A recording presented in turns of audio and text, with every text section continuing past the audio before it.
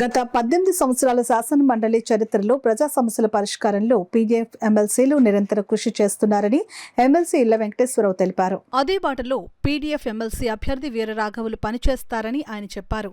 Kakinada UTF హోంలో ఏర్పాటు చేసిన media సమావేశంలో పీడీఎఫ్ ఎమ్మెల్సీ అభ్యర్థి దిడ్ల వీరరాఘవులతో కలిసి ఐవి మాట్లాడారు. ఈ సందర్భంగా ఎమ్మెల్సీ అభ్యర్థి డివి రాఘవులు మాట్లాడుతూ గ్రాడ్యుయేట్లు అందరూ తనకు మొదటి ప్రాధాన్యత ఓటు వేసి గెలిపించాలని కోరారు.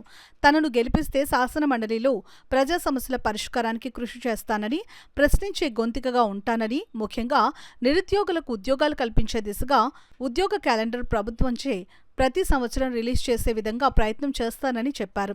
ఈ కార్యక్రమంలో యూటీఎఫ్ జిల్లా అధ్యక్ష ప్రధాన కార్యదర్శులు సూరిబాబు, నగేష్, రాష్ట్ర కార్యదర్శులు చక్రవర్తి, జ్యోతి బస్సు, యూటీఎఫ్ నాయకులు సాయిరం, సీతారామయ్య, గోవిందరాజులు, ప్రసాదరావు, గణేశ్వరరావు, పివివి సత్యనారాయణ, పెన్షనర్ల సంఘం అధ్యక్షులు సత్యరాజు, ప్రజా సంఘాల నాయకులు వీరబాబు, రాజా, నాగేశ్వరరావు పాల్గొన్నారు. 20,000 పాఠశాలలు మూతపడతాయి, 20,000 మంది ఉపాధ్యాయులు మిగులు ఉంటారనేటువంటి అంచనా కూడా వేస్తున్న సందర్భం కనిపిస్తూ ఉంది.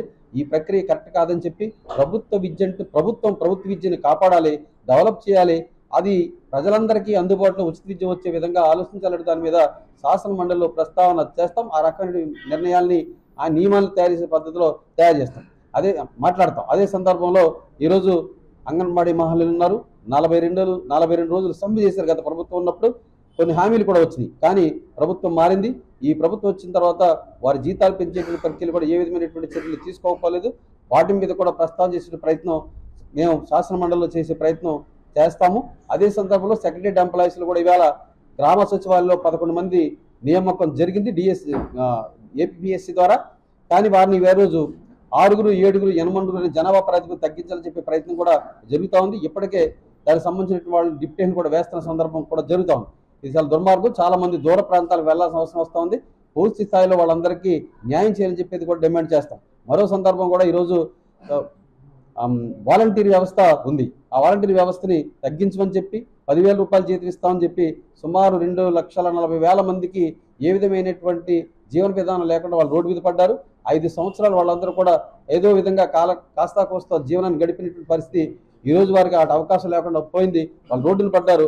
వారు కూడా మెరుగైనటువంటి పద్ధతుల్లో 10,000 రూపాయలు ఇస్తున్న పద్ధతిలోనే వారు కూడా నియామకాలు చేపట్టే ప్రతి కూడా అందరూ ఉపాధి కల్పించే పద్ధతిలో ఉండాలని చెప్పి ఆ ఆలోచన ప్రభుత్వం చేయాలని చెప్పి శాసన మండలిలో మేము ప్రస్తావన చేస్తాం. పరిష్కారానికి బాగా కృషి చేస్తామని చెప్పి ఈ సందర్భంగా తెలియజేస్తూ విజ్ఞులైనటువంటి ఓటర్లందరూ కూడా, పట్టభద్రులందరూ కూడా దిడ్ల వీరరాఘవులు ఉభయ గోదావరి జిల్లాల పట్టభద్రుల ఎమ్మెల్సీ అభ్యర్థిగా నన్ను గెలిపించవలసిందిగా వారందరినీ కూడా వినయపూర్వకంగా అభ్యర్థి చేస్తాం. లేదంటే గ్రాడ్యుయేట్లకి కోరేది ఏమిటంటే దొడ్ల వీరరాఘవులు అనేటువంటి ఈ ఉద్యమ సీనియర్ నాయకుల్ని ప్రథమ ప్రాధాన్యత ఓటు వేసి గ్రాడ్యుయేట్ ఎమ్మెల్సీగా గెలిపించాలనేటువంటిది కోరుతా ఉన్నాం.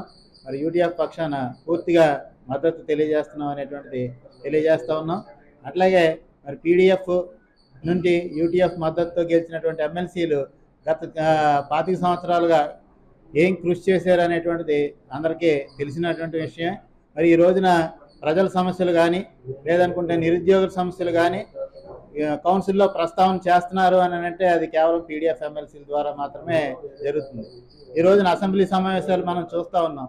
ఒకరినొకరు తిట్టుకోవడంతోనో ఒకరినొకరు విమర్శించుకోవడంతోనో ఉంటున్నాయి తప్ప ప్రజల సమస్యలు ఏమన్నా చర్చకు వస్తున్నాయని అంటే అది కేవలం కౌన్సిల్లోనే, అది కూడా పీడీఎఫ్ ఎమ్మెల్సీల ద్వారా మాత్రమే అనేటువంటిది ప్రజలందరూ గుర్తించాలా.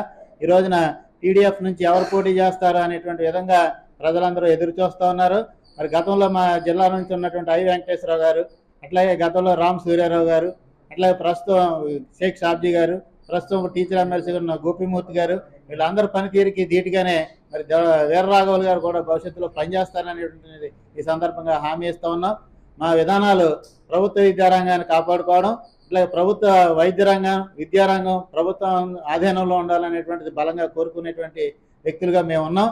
మరి మా ఆదర్శాలని మరి తీసుకుని మరి అందరూ కూడా మరి గ్రాడ్యుయేట్ ఎమ్మెల్సీ ఎన్నికల్లో దొడ్ల వీరరాఘవులు గారికి సంపూర్ణ మద్దతు ఇచ్చి అఖండ విజయం చేకూర్చవలసిందిగా ఈ సందర్భంగా కోరుతా ఉన్నాం.